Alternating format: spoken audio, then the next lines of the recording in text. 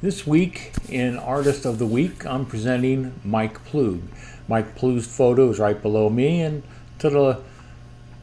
this way, you see some artwork from some of his books and original page of Monster of Frankenstein. Mike Ploog is one of my favorite artists. I really loved his stuff. When I was collecting in the early 70s, some of these books started to show up, and I just thought they were awesome. I thought they were awesome because of the horror in them, and I thought they were awesome because his artwork was great. I loved his artwork. But we're going to talk about Mike a little bit, and I'm going to try and give you some of the stuff that he's done. But first, Mike was born in Minnesota on a farm, and at a young age he developed an artistic style, evidently, and he liked drawing and doing things like, artistic things. So early on he was able to, endear to his favorite thing, which I assume is drawing, since that's pretty much what he's done. Not much else I could find on him in this short time, but I know his parents divorced when he was around 10 or so, and they moved to Burbank, California.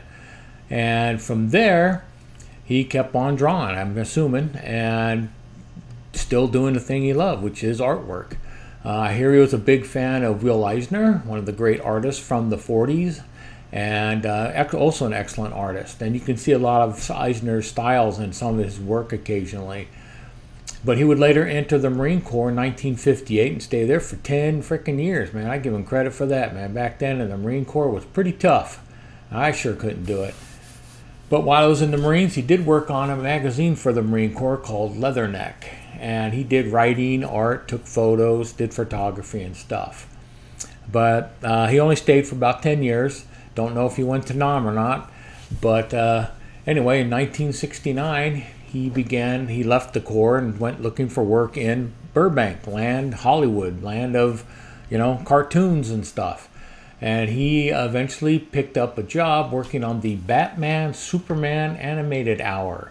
Mainly he started off doing as cleanup work for the artist that did all the cell animation, I guess, and pre-production drawings, that type of stuff. And evidently he did a great job, because the following season he was promoted to doing layout work on these same characters. The next year he went to work at Hanna-Barbera on the Wacky Races, and a cartoon that I don't remember. I watched a lot of these cartoons back there, but it was called Motor Mouse and Autocat. And believe it or not, he actually did some work on this first Scooby-Doo show that came out, which I didn't know that. I thought that was pretty interesting in itself. During this time, a colleague gave him a flyer from Will Eisner. Ploog, being a fan of his and stuff, did some work on a military instruction manual also, called the Monthly Preventative Maintenance Monthly for Marines, evidently afterwards, or probably during the Marines. I had this maybe out of order. A letter of comic books named Ben Oda suggested that Ploog try doing some comic book work. He mentioned Warren Comics. That was a big black and white magazine that did like Eerie, Creepy, and Vampirilla, and then later on a few other titles. So he ended up doing some work in them, and did some work in Eerie, and some work in Creepy, and some work in Vampirilla, which I'm going to have to go check those out, because I don't remember him doing any work in there, and I do own that stuff. So it's definitely worth looking into and seeing. I'll show you, during this time, I'm going to be flashing covers of some of the stuff on this on my grid here. So keep an eye on that. He also applied at Marvel in the early 70s. He put in some kind of a Western sample, and a series, an experimental series called Werewolf by Night in Marvel Spotlight number 2 and 3.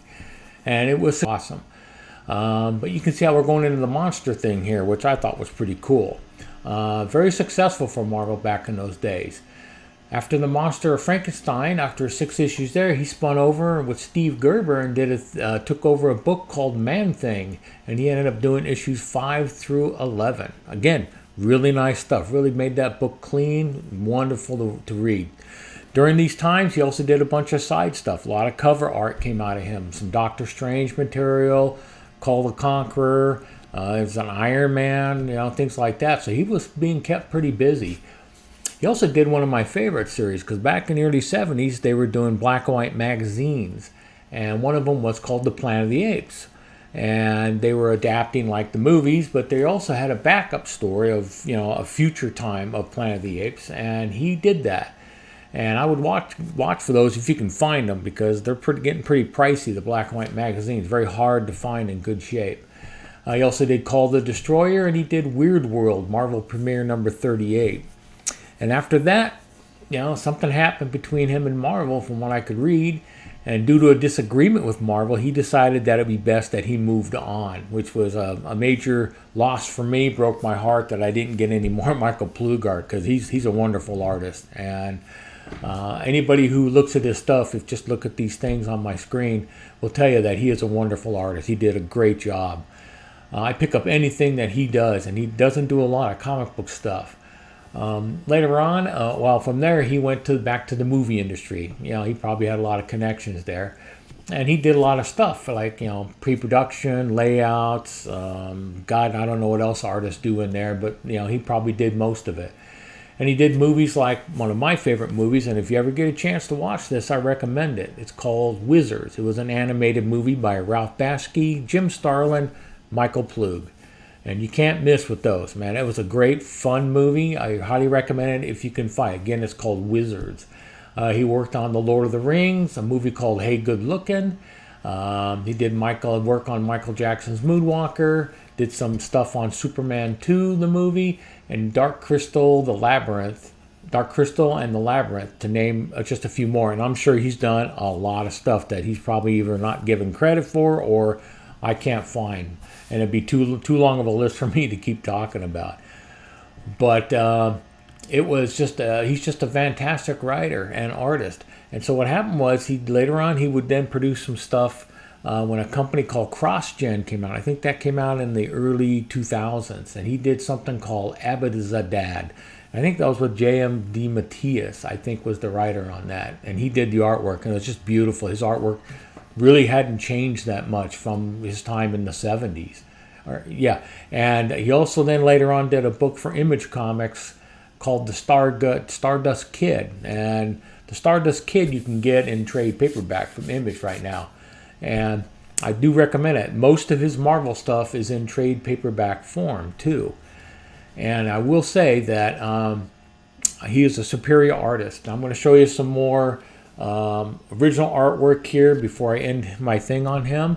And I do want to say, Mike, I think you're a great artist, and I thank you for doing this, because it really kept me in comic books as I was becoming a young adult. I really made me appreciate artwork a lot more, and I love this stuff. But anyway, it's Mike Ploog, and I do recommend that you go and take a look at his stuff. If you can't find his comics, like I say, a lot of them are in trade paperback reprint. And I definitely think it's worth your while to pick these up and read them, because they are just fantastic books to read and fantastic artwork to look at. And with that, I salute Mike, and I say thank you for all your hard work, sir, and I hope you're doing well. If you see this, again, I thank you very much.